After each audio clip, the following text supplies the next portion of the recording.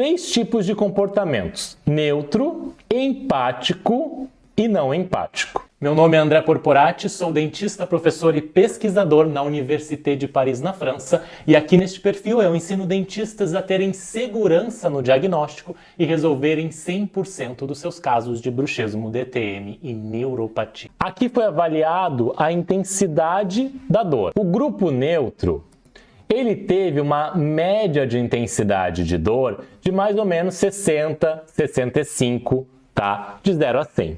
Perante o estímulo que eles tinham na mão, o estímulo térmico doloroso, 70 de dor. O grupo não empático teve até um pouquinho mais, tá? 65, 66, foi um pouquinho maior. Mas agora, quando a gente joga para o grupo empático, olha isso aqui.